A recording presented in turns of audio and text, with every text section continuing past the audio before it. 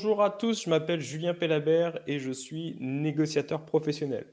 Mon métier, c'est de former, d'accompagner et d'assister des entreprises et organisations sur la conduite de leurs négociations les plus sensibles et les plus complexes.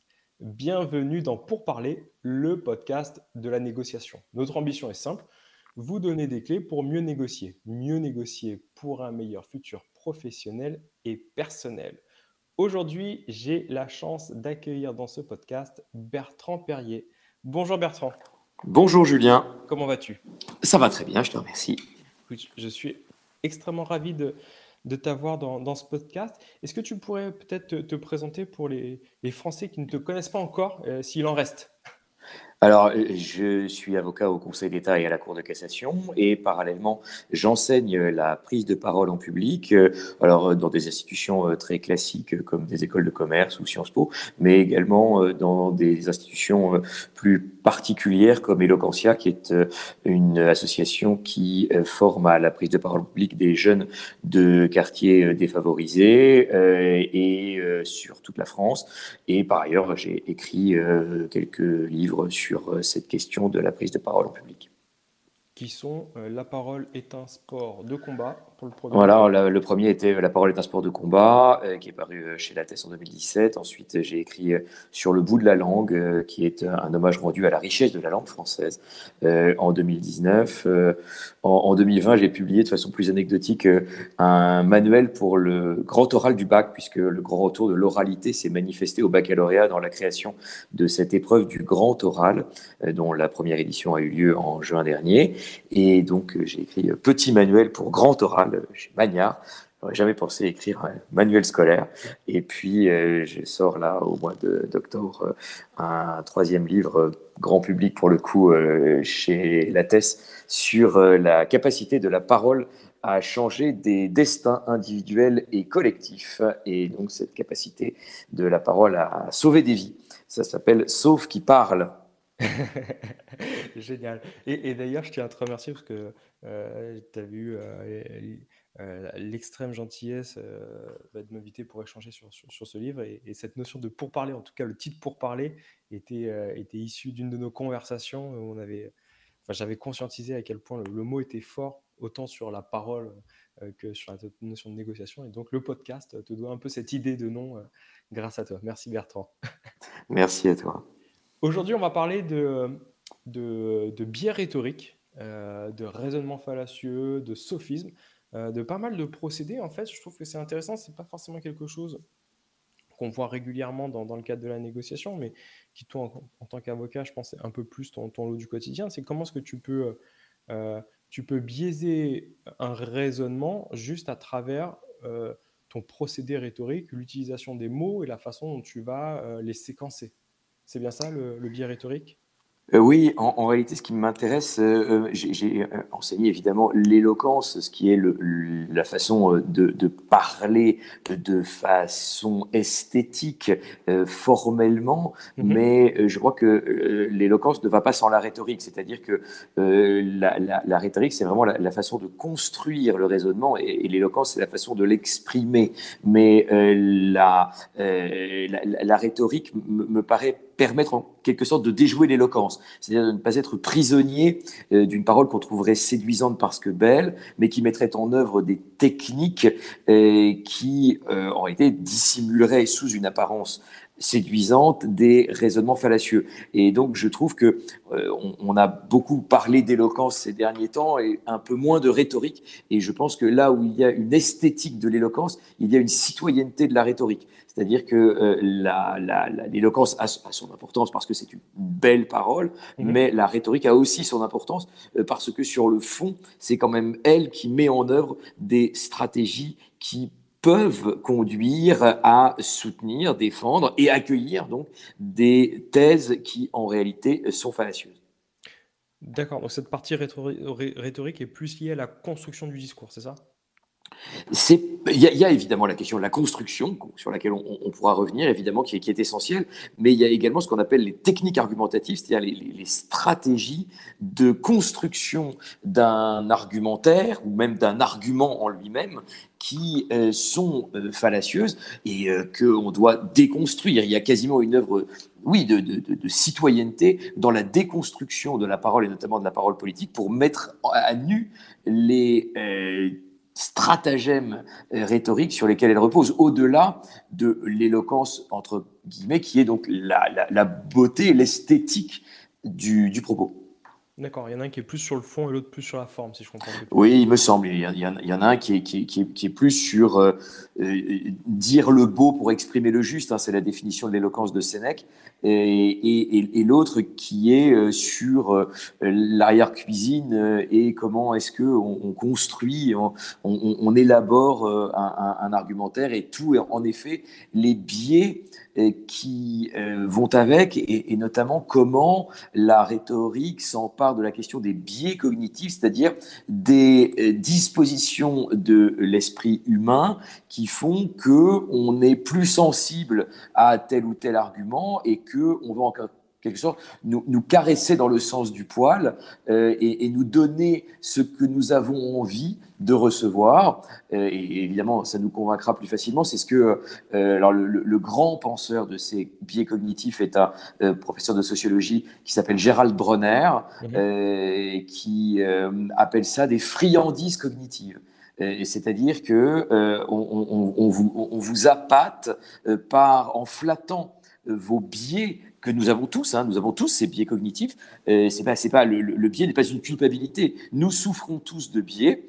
On va en aborder peut-être quelques-uns dans ce podcast, mais nous souffrons tous de biais. Et après, la question est de savoir comment les rhéteurs vont les utiliser pour nous pousser à des comportements et à des convictions. Mais voilà, je trouve que c'est assez intéressant de voir comment ces penchants cognitifs que nous avons tous peuvent être flattés, utilisés pour nous convaincre de choses dont on veut nous convaincre.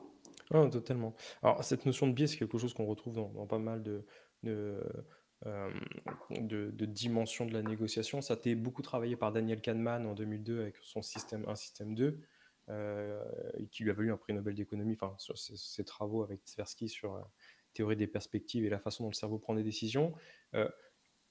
Le raisonnement fallacieux, le sophisme, ce que tu as dit tout à l'heure, en fait, c'est un raisonnement qui pourrait donner l'impression d'être logique, d'être évident, d'être rigoureux, et en fait qui ne l'est pas, et qui s'adresse... Alors j'aime bien cette notion de friandise de l'esprit, hein, je ne connaissais pas cette expression, mais à cette partie plus émotionnelle de notre cerveau, qui est un avare cognitif, c'est-à-dire qui est un feignant, puis à partir du moment où ça lui plaît, ou en apparence ça semble carré, bon, il n'a pas de problème à pas trop réfléchir. C'est bien ça, cette notion de biais qu'on va retrouver en rhétorique.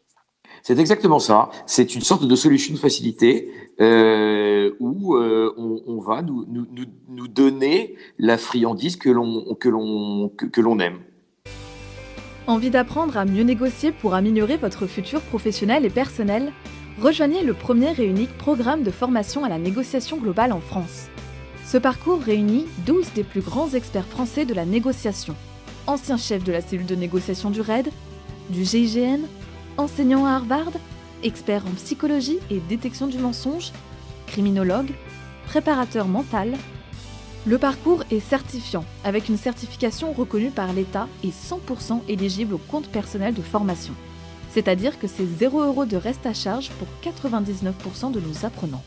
Alors à tout de suite sur négociation-global.com. Et tu as parlé de construction d'un discours, peut-être avant d'aller sur un discours qui serait fallacieux, un discours pour qu'il impacte, est-ce qu'il y a des grandes règles ou des grandes étapes à respecter dans cette construction d'un discours? Et qui après, j'imagine, quand tu les perturbes un petit peu, tu arrives sur des techniques argumentatives qui peuvent être fallacieuses ou pas? Oui, classiquement, c'est pas nouveau, hein. La question des phases d'un discours, elle a été théorisée par Cicéron il y a 2000 ans. Hein. Donc, en réalité, et à chaque phase de la construction d'un discours correspond en réalité une qualité de l'orateur. Hein. Il y a 5 phases. La première, c'est l'invention, c'est-à-dire trouver des arguments, donc avoir déjà un fond solide. La deuxième phase, c'est la disposition, c'est-à-dire construire un parcours parcours entre les arguments qu'on a identifiés dans l'invention, donc avoir construit quelque chose. Donc l'invention, la disposition, l'élocution. L'élocution, c'est transformer des idées en mots. C'est-à-dire que j'ai une idée, mais comment est-ce que je la formule, comment est-ce que je trouve les mots qui vont l'incarner. Donc ça, c'est aussi une grande qualité de l'orateur, c'est trouver la bonne formule, la bonne image qui permet de faire passer le message. On sait très bien qu'une bonne idée peut être totalement inintelligible et desservie par le propos lui-même. Donc la question de l'élocution, c'est-à-dire faire en sorte que ça passe la rampe de l'oralité et que ça ne reste pas ce que mon maître Marc Bonan appelle une intuition aléatoire, c'est-à-dire une simple idée entre ciel et terre, mais que ça trouve concrètement les mots pour le dire. Donc ça, c'est la troisième chose. La quatrième qualité, c'est la mémoire, c'est-à-dire avoir mémorisé son propos, ne pas l'avoir nécessairement écrit, mais en tout cas avoir une idée claire de son déroulement pour ne pas lire précisément des notes. Et puis la dernière chose qui est l'action oratoire, c'est-à-dire la délivrance véritable du propos dans sa dimension physique, vocale et comportementale. Donc voilà, les 5 phases ont chacune une vertu, c'est-à-dire l'invention, c'est la richesse argumentative, la disposition, c'est la construction, l'élocution, c'est la qualité de l'incarnation lexicale, la mémoire, c'est ce qui permet d'être libre dans le propos tout en étant guidé, et puis l'action, c'est ce qui fait que le propos est incarné. Génial, génial. Écoute, c'est une très bonne base pour partir. Et sur cette technique argumentative pour convaincre, donc, le sophisme, c'est vraiment, ou le raisonnement fallacieux, c'est vraiment une volonté de tromper son interlocuteur dans la construction de son discours. Ça reste assez différent de ce que je comprends du paralogisme qui, lui, dans ta construction du discours, peut peut-être avoir les mêmes étapes, mais n'est pas sur une erreur de raisonnement volontaire. C'est bien ça? Oui, c'est ça. Les deux, les juristes parleraient d'éléments intentionnels et d'éléments matériels. En réalité, ils ont tous les deux un élément matériel qui est semblable, c'est-à-dire que le raisonnement, à un moment, fait une sortie de route. Et simplement, il y en a un qui a un élément intentionnel et l'autre pas. Mais finalement, ils se recoupent dans leur contenu. D'accord, top.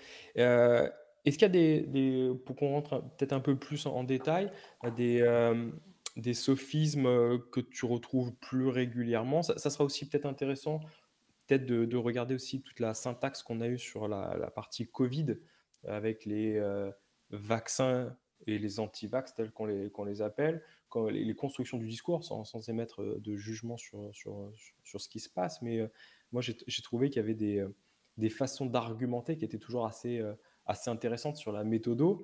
Je reviens sur la première question. Est-ce qu'il y a différentes familles de sophismes, de raisonnement fallacieux? Est-ce que c'est directement segmenté en technique? Comment ça se construit tout ça?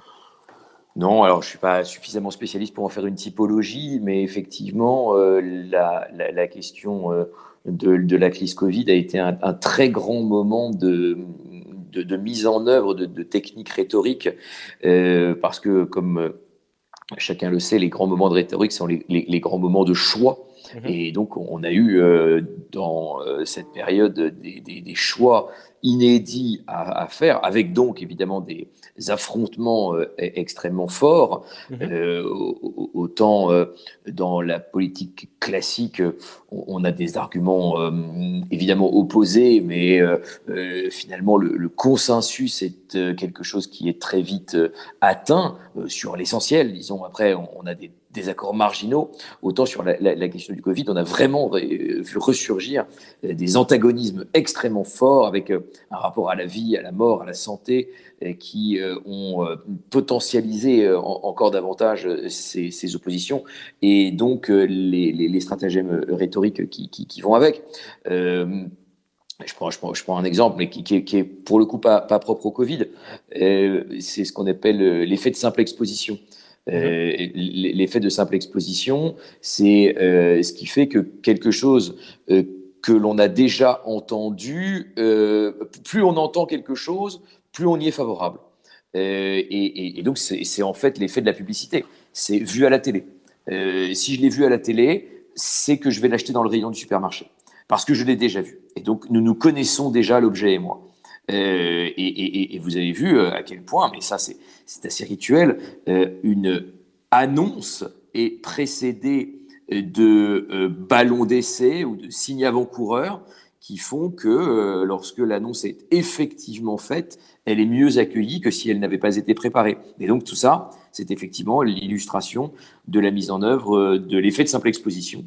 Et donc les pouvoirs publics prépare les esprits à une annonce par un certain nombre, même d'un point de vue lexical. C'est-à-dire que le mot entre dans le champ du débat public et ensuite il est adopté par les pouvoirs publics. C'est en réalité le côté fascinant de ce qui est connu sous le nom de fenêtre d'Overton, qui est quelque chose d'absolument fascinant. C'est comment quelque chose devient d'abord dissible, puis acceptable, puis mise en œuvre.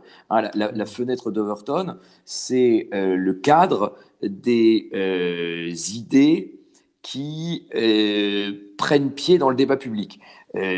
Par exemple, en quelques semaines, l'idée d'un confinement généralisé de la population, qui un mois avant était totalement impensable, est devenue une politique publique. C'est-à-dire que Overton distingue 6 phases que je n'ai plus en tête, mais qui font qu'une idée entre progressivement dans le champ de ce qui est audible, puis de ce qui est pensable, puis de ce qui est acceptable, puis de ce qui est mis en œuvre. Et donc, quelque chose qui était totalement impensable est devenu en quelques semaines une politique publique. Et donc ça, c'est ce qu'on appelle la fenêtre d'Overton, et c'est pas propre au discours Covid. C'est-à-dire que tous les partis politiques cherchent à faire varier la fenêtre d'Overton pour y inclure leurs idées. Quand on parle de dédiabolisation de certains partis, c'est la fenêtre d'Overton. C'est-à-dire que je vais rendre mon propos respectable, je vais le rendre normal, je vais le normaliser, je vais lui donner tous les oripeaux de l'évidence, de ce qu'on appelle le bon sens, pour que quelque chose qui, prima facie, est inacceptable, devienne quelque chose d'assez banal et donc puisse entrer dans la fenêtre d'Overton et devenir peut-être à terme une politique publique.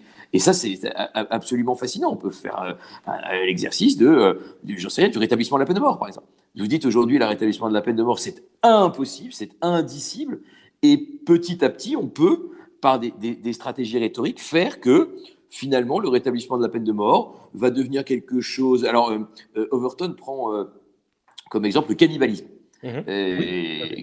Qui est quelque chose évidemment de complètement invraisemblable, et il étudie comment petit à petit finalement le cannibalisme va devenir acceptable au fur et à mesure de l'ouverture ou de la translation de la fenêtre d'Overton qui va accueillir le cannibalisme, alors que prima facie c'est insupportable. Donc ça, la question de la largeur et du positionnement de la fenêtre d'Overton a été quelque chose d'assez passionnant dans la rhétorique de Covid, parce que en réalité il y avait une sorte de disponibilité de la fenêtre d'Overton qui au fur et à mesure de l'inédit des situations appelait des inédits de réponses, et donc la fenêtre d'Overton, qui est en général assez figée, a été très mobile.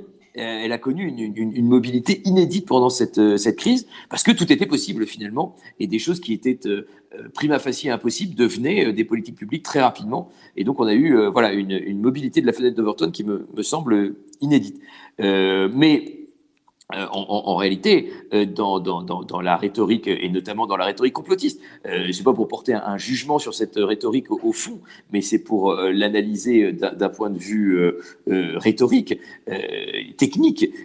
La rhétorique complotiste est quelque chose d'absolument passionnant, et notamment, elle porte en elle sa propre confirmation, c'est-à-dire que si je la conteste, en réalité, je la renforce. Puisque en contestant la rhétorique complotiste, je deviens moi-même membre du complot, et donc j'en établis encore plus la réalité, de sorte que de ma contestation la rhétorique complotiste s'en renforcer, puisque ma contestation s'intègre dedans. D'ailleurs, on a vu au moment, c'était formidable, au moment du film dont le nom m'échappe. Oui.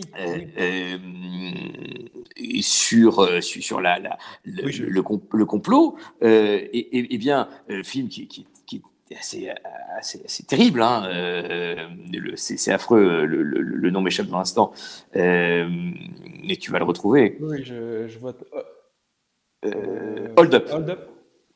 Oui, Hold Up.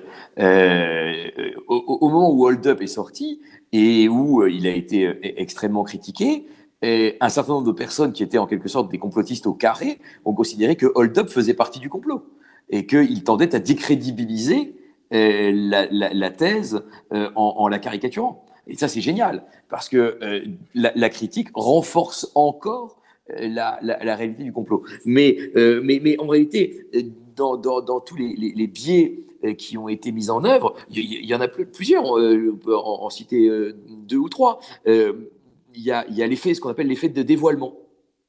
L'effet de dévoilement, c'est le fait que nous sommes très friands, pour reprendre le terme de Gérald sur la notion de friandise, nous sommes très friands de l'idée qu'un certain nombre d'événements auraient une cause cachée et que seuls certains élus pourraient la connaître. C'est une friandise de l'ego assez évidente, puisqu'il y a les naïfs qui croient le discours officiel, et moi, je sais. C'est-à-dire que j'ai dévoilé une réalité cachée et qui, en réalité, permettrait d'expliquer la crise que les citoyens lambda... De rationalisation, en fait. Voilà, une sorte de rationalisation. Et en plus... Et ça, c'est un autre biais qui est l'effet Othello. L'effet Othello, c'est comment est-ce qu'à partir de faits épars, on construit une histoire avec une cause unique. Et ça, c'est passionnant, parce que dans le moment du Covid-19, on en a beaucoup parlé, enfin, on l'a en tout cas beaucoup vu, des événements épars et qui avaient leur réalité intrinsèque, mais qui n'avaient rien à voir les uns avec les autres, eh bien, ont été rassemblés dans une histoire pour leur attribuer une cause commune ou un dessein commun, c'est-à-dire accomplir ce dessein d'embrigadement des esprits, etc., de ce qu'on appelle le reset, hein, enfin, ce que les complotistes appellent le reset, et qu'en réalité, tous les éléments s'inscrivaient dans un projet global, et donc trouver une cause unique. Mais parmi les sophismes les plus classiques, il y a la confusion entre la chronologie et la causalité.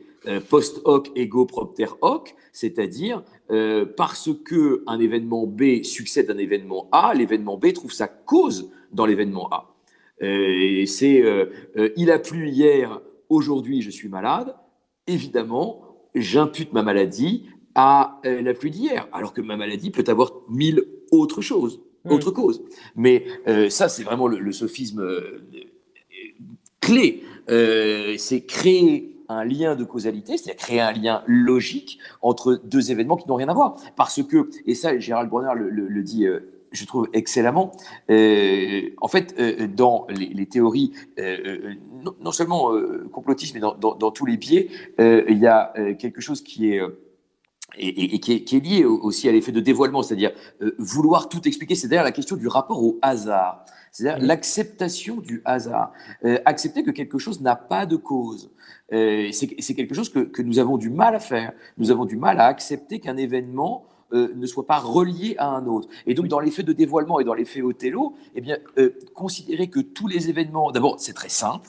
Là aussi, il y a l'effet de friandise. C'est-à-dire qu'il y a un double effet de friandise. Il y a une friandise de supériorité, et une friandise de simplicité. Il y a une friandise de supériorité parce que je suis un être supérieur, parce que je sais, et donc je suis dans la catégorie des élus qui savent et qui savent décrypter le complot. Et puis il y a un biais de facilité qui est que j'attribue tout à une même cause, et donc voilà, tout remonte au même plan diabolique ou machiavélique. Et donc voilà, là il y a un effet de biais cognitif qui est passionnant. Mais il y en a un évidemment qui est. Juste avant d'en Je t'en prie, aborder ouais. un nouveau, Bertrand, laisse-moi 2 secondes, parce que je trouve que c'est vraiment très, très intéressant.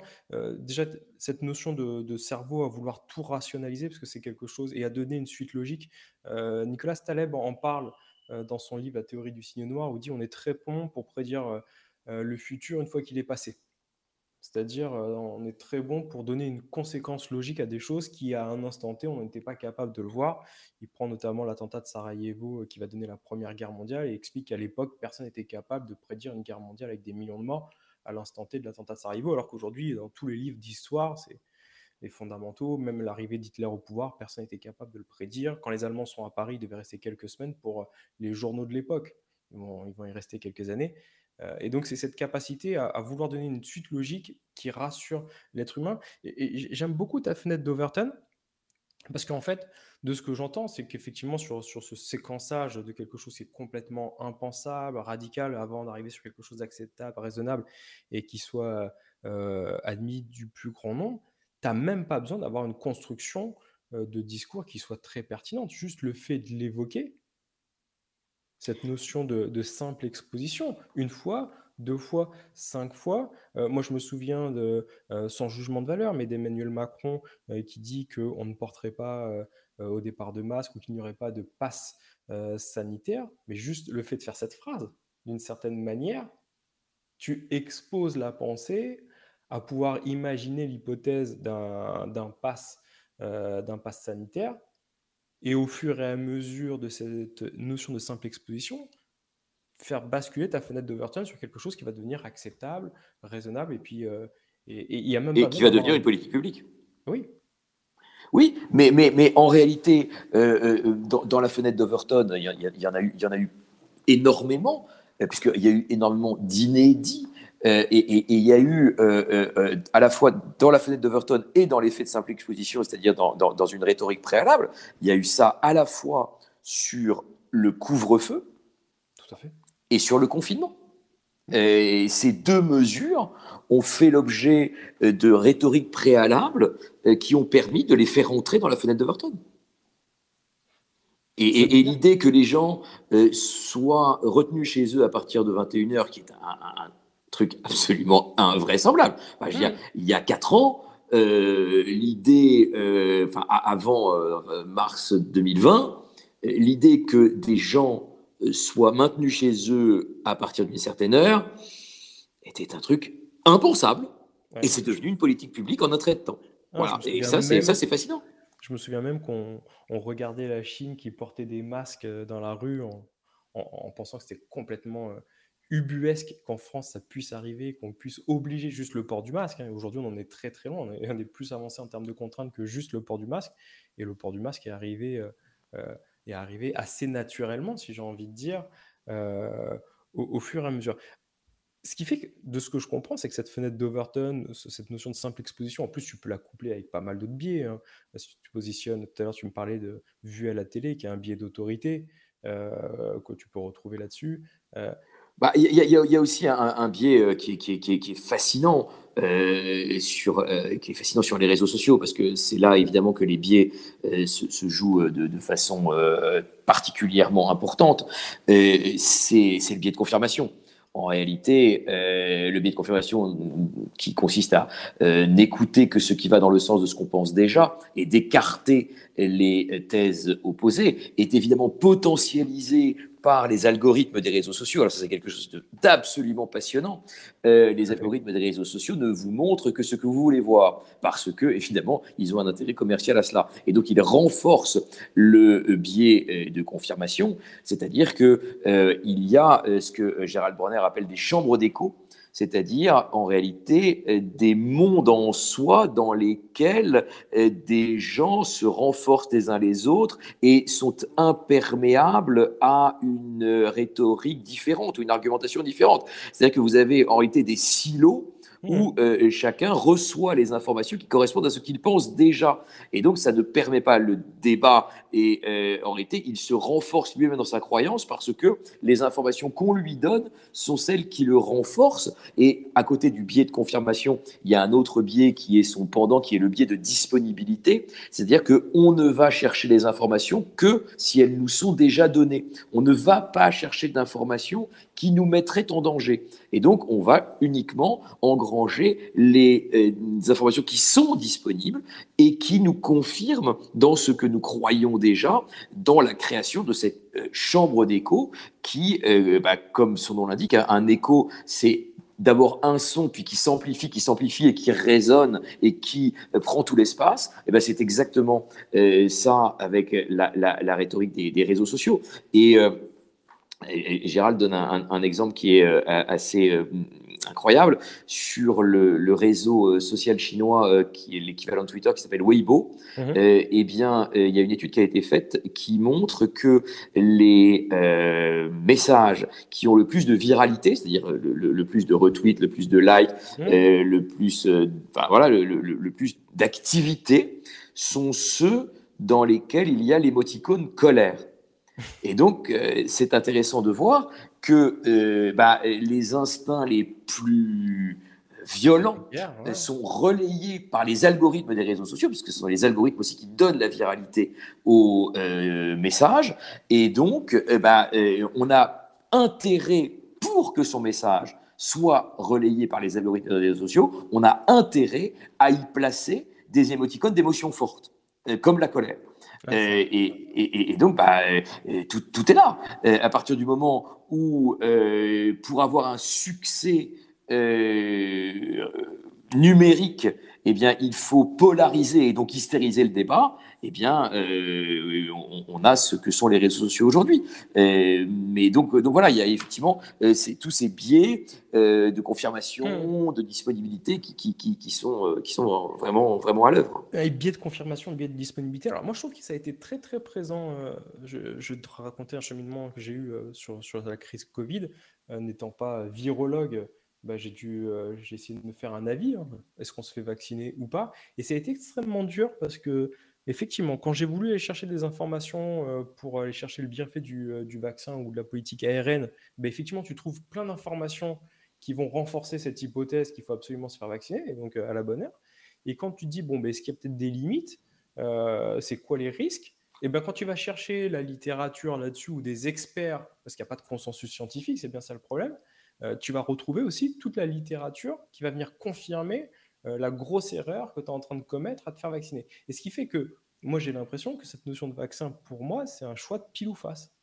Comme il n'y a pas de consensus scientifique, tu as tes biais de confirmation, de disponibilité d'informations et qui t'empêchent de prendre une décision de manière éclairée. Et ça a été très, très vrai, j'ai l'impression, sur cette crise de la Covid.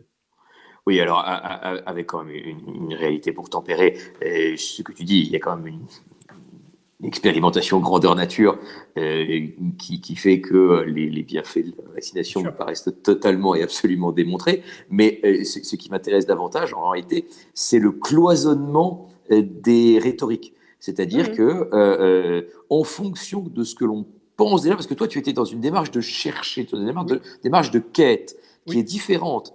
La plupart des gens ne sont pas dans une démarche de quête. Ils cherchent simplement des arguments qui, dans le cadre de la mise en œuvre de ce biais cognitif, c'est-à-dire de ce travers de l'esprit humain, mais ça va avec ce que tu disais sur la réécriture de l'histoire a posteriori. On a énormément cela judiciairement. Ça, j'en reviens à mon métier d'avocat, c'est-à-dire que la clarté des visions rétrospectives, puisque la justice consiste à passer ex post, c'est toute sa particularité, c'est que la justice traite d'événements passés à la lumière d'événements futurs. C'est-à-dire que à partir de ce qui s'est passé, on reconstruit l'histoire. Et donc, à un moment, on dit, vous auriez dû faire ceci, vous auriez vous avez commis une faute en ne faisant pas cela. Tout le principe de la responsabilité, c'est ça. C'est le lien de causalité. Et on sait très bien que le droit est très friand de ce raisonnement causal et que la responsabilité, c'est une faute qui cause un préjudice. Et donc, en effet, la faute, elle est vue rétrospectivement et elle est vue à la lumière du préjudice qui est advenu. Et donc, on va, en considération du préjudice tel qu'on l'a constaté ex post, se demander si le comportement a été causal de ce préjudice, premièrement, et s'il a été fautif. C'est-à-dire qu'est-ce que on aurait dû faire ceci ou cela. Mais c'est très compliqué. On voit bien que là aussi, il y a un biais, puisque inévitablement, l'appréciation de la faute, en tout cas du caractère fautif d'un comportement, dépend de ce que l'on sait de ce qui est advenu après,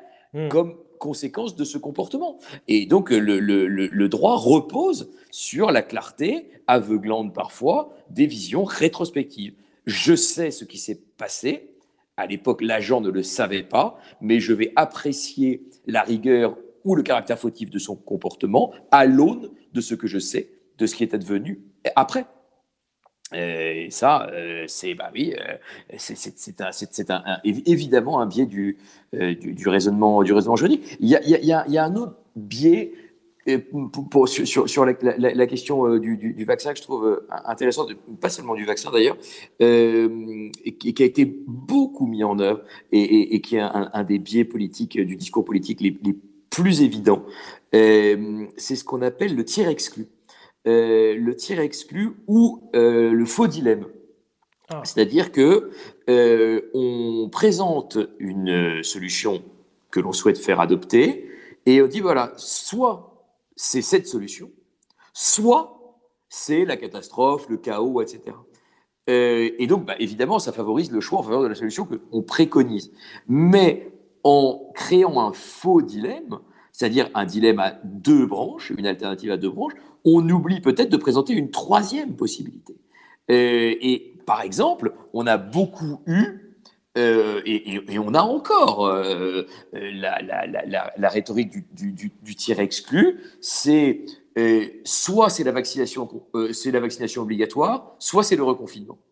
Et donc, évidemment, comme personne ne veut le reconfinement, eh bien, c'est que, puisque l'alternative, c'est soit le reconfinement, soit la vaccination obligatoire, eh bien, pour faire passer la vaccination obligatoire, on la présente comme une alternative au reconfinement total. Et donc, puisque le reconfinement total est un repoussoir absolu, eh bien, on se dit, on va accepter la vaccination obligatoire. Et ça, la question du tiers exclu ou du faux dilemme est aussi un biais. Alors là, pour le coup, c'est pas un biais cognitif, c'est un biais rhétorique, c'est une stratégie argumentative fallacieuse qui conduit à un choix binaire.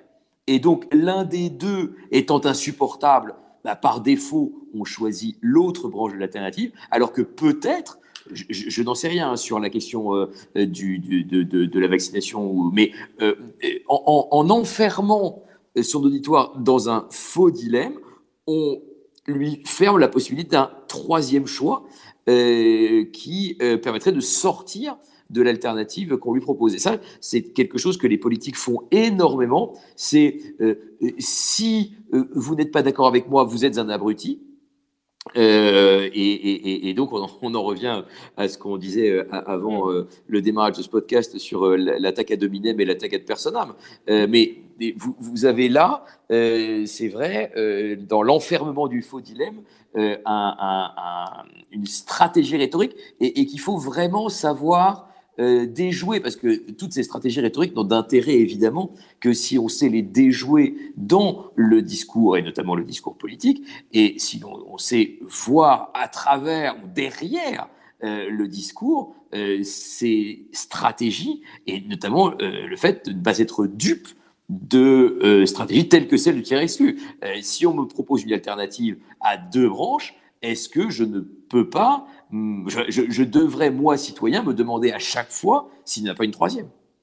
C'est vraiment intéressant parce qu'en plus, c'est quelque chose qu'on retrouve énormément lors des débats politiques. Enfin, moi, ce que tu me dis, ça fait quoi? Plein de choses quand tu entends des candidats dire c'est moi ou c'est l'extrême droite, quel que soit l'extrême. C'est que t'enfermes une pensée, t'empêches une forme de. Tu proposes un cadre qui est préconçu où il y en a un sur lequel tu n'as vraiment pas envie d'aller, et puis il te reste un choix par défaut à peu de choses près, mais t'empêche une certaine forme de créativité, t'empêche de sortir du cadre, peut-être de penser à une troisième option, mais peut-être une quatrième, une cinquième, etc. Donc effectivement, c'est vraiment intéressant, parce que je me rends compte que dans ce que tu dis, dès qu'on nous propose un choix, il faut déjà prendre conscience, est-ce que dans ce choix qui m'est proposé, on n'essaye pas d'enfermer ma pensée? Est-ce que moi, je pourrais pas, avec une certaine forme d'autonomie, aller chercher une troisième alternative, quatrième à ça? Oui, c'est exactement ça. Et souvent, le discours politique est fait de cela. Mais finalement, c'est aussi dans les rhétoriques, dans les biais rhétoriques politiques, il y en a évidemment des milliers, Mhm. mais l'un d'entre eux est évidemment la caricature de la position adverse. C'est-à-dire que je vais faire passer l'autre en grossissant le trait pour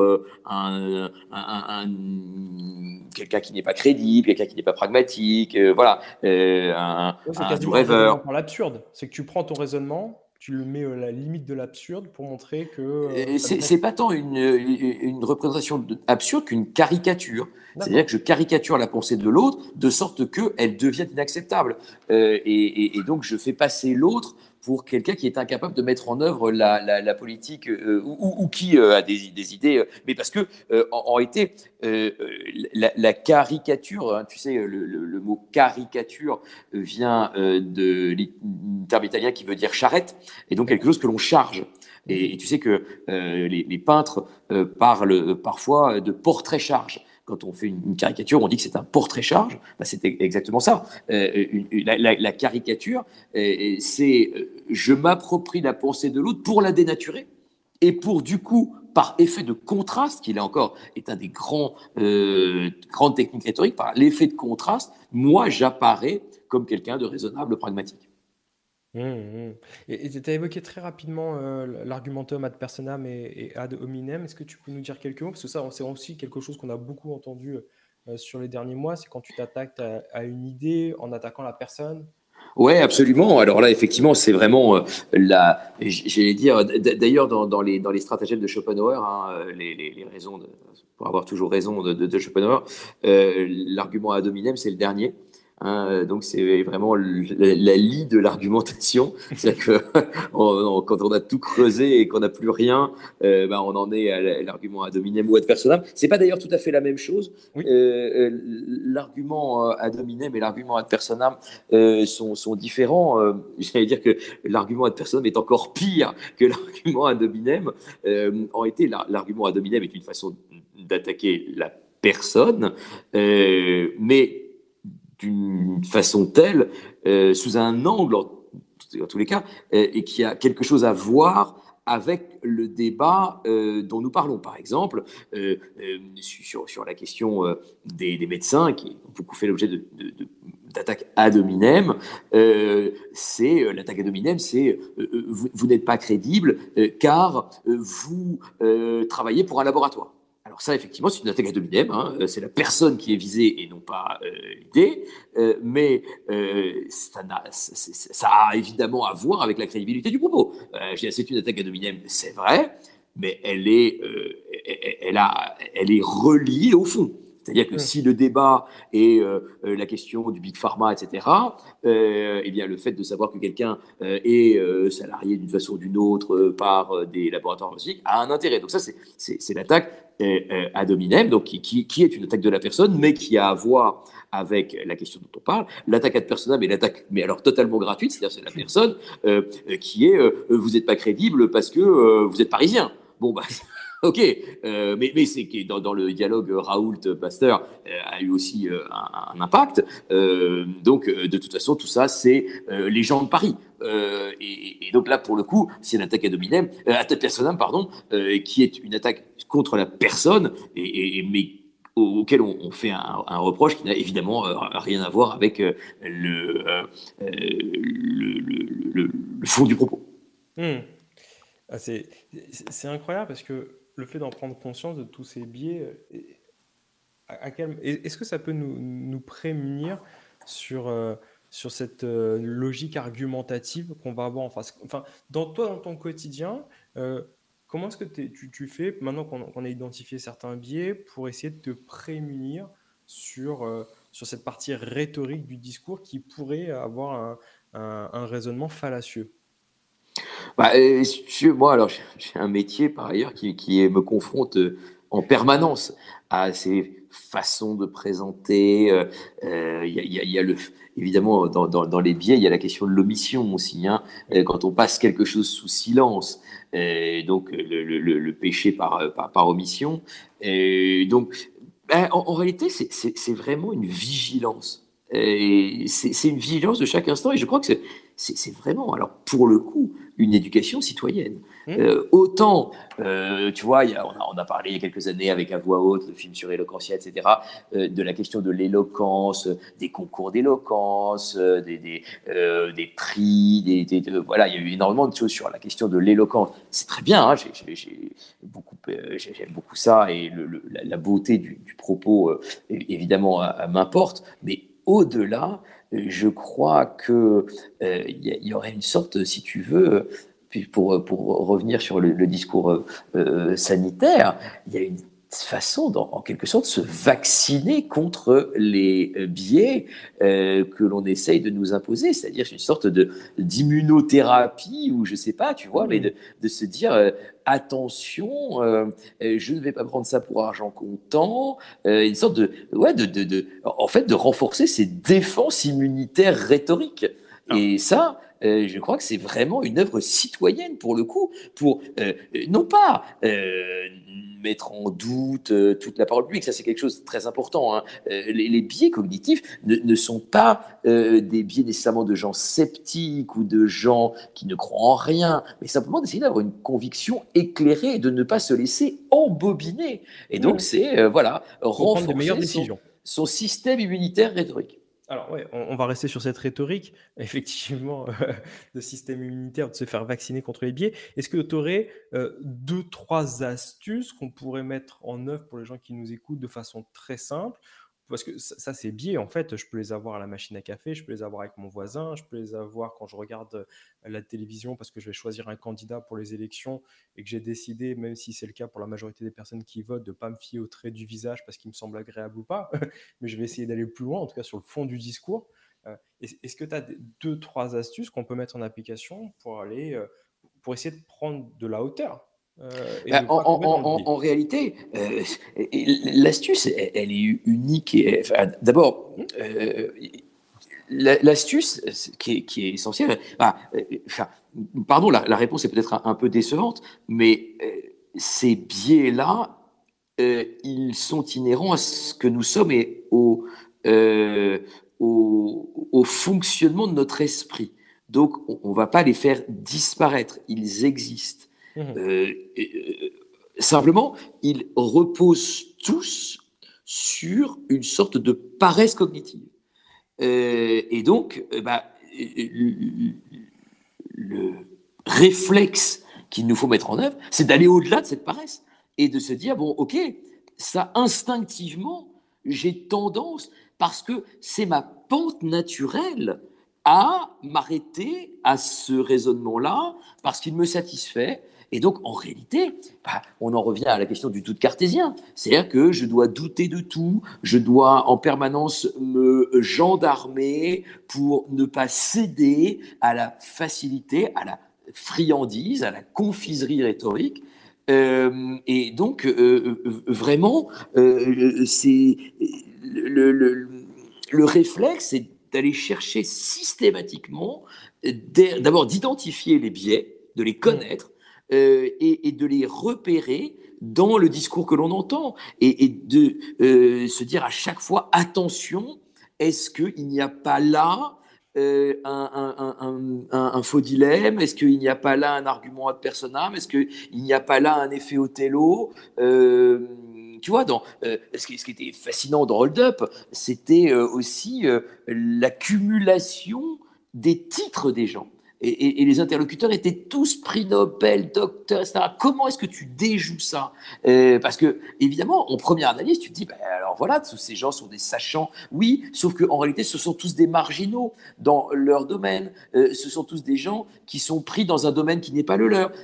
Voilà, donc c'est vraiment une vigilance permanente. Et puis, il y a la question du libre arbitre. Et à la fin, de se dire, est-ce que je pense par moi-même ou est-ce que je suis l'esclave de raisonnements qui me sont imposés par les stratégies rhétoriques des autres. Donc, en réalité, il n'y a pas 36 astuces. L'astuce, vraiment, c'est de connaître les biais et de savoir les repérer pour ensuite pouvoir les déjouer. Non, mais c'est ce qu'on voit aussi en négo. Les biais, ce que tu disais tout à l'heure, on en a tous. Ce n'est pas une question de bien ou de mal. C'est qu'on est tous sujets au biais, à cette paresse sociale. Et nous, ce qu'on voit, c'est que quand tu mets un jugement de valeur sur un biais cognitif, ça devient un préjugé. Et le passage à l'acte, c'est la discrimination. Ce qui est condamnable, c'est la discrimination dans l'acte de faire quelque chose qui repose sur un préjugé, qui repose en fait juste sur une intuition. Si on n'a pas challenger un petit peu sa pensée, si on n'a pas cherché effectivement à savoir si c'était vrai ou pas vrai. Mais de ce que je dis, en fait, de ce que tu dis, pardon, c'est que même quelque chose qui est totalement impensable, mais avec la fenêtre d'Overton, dans la durée et avec cette notion de simple exposition, on est capable d'accepter des choses. On n'a pas forcément un très gros libre arbitre. On est quand même extrêmement après, on a vu, société. oui, mais après, il y a d'autres biais, et notamment le biais d'imitation, qu'on n'a pas abordé, mais voilà, c'est-à-dire le biais moutonnier, c'est-à-dire que j'aime être conforté dans mes croyances par les croyances des autres, ça me rassure, c'est aussi un biais cognitif très, très, très important, le biais de réassurance. Et donc, il est tout à fait vrai que dans cette crise Covid, nous avons collectivement accepté, au nom de notre santé, et c'était pas forcément absurde, des restrictions de liberté qui étaient très importantes. Encore une fois, hier on a dit oui, des restrictions de liberté, ça. Oui, mais la première liberté, c'est celle de rester en vie. Donc voilà, la liberté, c'est pas l'anarchie, et la liberté, c'est aussi une responsabilité. Et c'est ce que dit Bernados, la liberté, pourquoi faire? C'est à partir du moment où je suis libre, eh bien, je réponds de mes actes. Si je ne suis pas libre, je ne réponds pas de mes actes. Donc la face, c'est une médaille à deux faces. La première face est la liberté, et l'autre est la responsabilité qui va avec. Mais donc oui, il y a eu des restrictions de liberté. Elles n'étaient pas illégitimes par principe. La question qui se posait n'était pas celle de leur légitimité, mais celle de leur proportionnalité à l'égard de cette autre liberté qui est la liberté de rester en vie. Mais tout ça nous a conduit par l'effet de simple exposition, par les stratégies rhétoriques, à accepter des restrictions de liberté qui étaient inédites et dont, pour ma part, j'espère qu'elles sont circonstancielles, puisqu'il y a dans les effets. La rhétorique a un effet scientifique essentiel aussi, qui est l'effet d'hystérésis, c'est-à-dire que est-ce que la disparition de la cause fait disparaître les effets? Et l'hystérésis, c'est exactement ça, c'est que les effets perdurent alors que la cause a disparu. Et donc, les restrictions de liberté ont eu une cause qui les a entraînés. Après, la question est de savoir si, une fois la cause disparue, la conséquence disparaîtra avec. Passionnant. Donc, ce que je retiens de notre échange, Bertrand, c'est déjà prendre connaissance du fait qu'on soit tous biaisés dans notre façon d'aller chercher de l'information, essayer de sortir de cette notion de paresse sociale pour essayer de remettre son libre arbitre, réfléchir, savoir si on est soumis à ces biais, aller chercher d'autres informations pour aller chercher à ouvrir son champ des possibles. Écoute, c'est vraiment passionnant. J'ai l'habitude de finir sur une dernière question que je pose à tous mes invités, Bertrand. Si le Bertrand d'aujourd'hui devait rencontrer le Bertrand quand il avait 20 ans, quel est le conseil que tu lui donnerais à ce Bertrand qui a 20 ans? Je lui dirais que deux choses. Je lui dirais que rien n'est définitif ni dans les échecs ni dans les succès. Oui. Et que il faut vraiment se dire que c'est la vie qui décide pour vous et pas tant nous qui sommes acteurs. Moi, quand j'avais 20 ans, je croyais par exemple que les diplômes étaient quelque chose d'absolument déterminant, que ça créait la vie. Et en réalité, je me suis aperçu que la vie était beaucoup plus féconde et inattendue que ce qu'elle est, que ce que je pensais qu'elle était. Donc la première chose, c'est voilà, rien n'est définitif, ni dans un sens ni dans un autre. et que les échecs nous construisent aussi, parce qu'à 20 ans, j'ai échoué notamment à des concours dont j'ai considéré qu'ils étaient tellement essentiels que ne pas les réussir me fermait toute possibilité de vie. Et voilà, c'était évidemment très, très réducteur, et donc se dire que c'est quand même la vie qui décide pour soi, la première chose. Et puis la deuxième chose, c'est tout faire à fond. Les opportunités que la vie vous offre sont parfois nombreuses, parfois rares, mais il faut tout faire à fond. Et à un moment, il y a un truc qui va marcher. Et si on est rigoureux, travailleur, et que voilà, il y a un train dans lequel on va réussir à monter qui sera le bon. Quand on aura trouvé notre place. Écoute, c'est génial. Merci pour ces deux conseils, ils sont très forts. Le premier, en plus, fait écho chez moi à beaucoup de choses. Rien n'est définitif, ni échec, ni succès.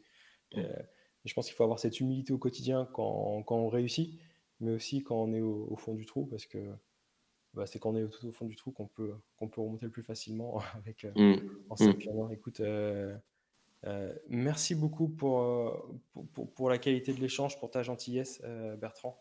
Merci à toi de ton accueil. C'est un très très grand plaisir d'aborder avec toi ces notions de sophisme et de raisonnement fallacieux. Je mettrai les liens pour les gens qui veulent te retrouver ou qui veulent peut-être en termes de littérature. Est-ce que tu aurais un livre à recommander là-dessus, sur ces biais? Oui, toute la littérature je l'ai déjà cité, hein, mais de Gérald Bronner, qui vraiment fait absolument autorité là-dessus. Alors, il y a un livre un peu plus ancien qui s'appelle Déchéance de rationalité, qui est pour moi vraiment, vraiment fondateur, mais il y en a un récent là dont le titre m'échappe, mais qui est sorti il y a quelques mois, et qui vraiment évoque ça de façon royale. Au-delà du fait que Gérald est un ami, je fais un disclosure parce que c'est très important. Mais vraiment, il vient de publier là, il y a 2-3 mois, un dernier, peut-être tu vas trouver. Apocalypse cognitive, c'est ça? Exactement. Ok, top. Je vais m'empresser de regarder ça. Un très très grand merci, Bertrand. Et puis je te Merci dis à toi. à très vite. Merci, Bertrand.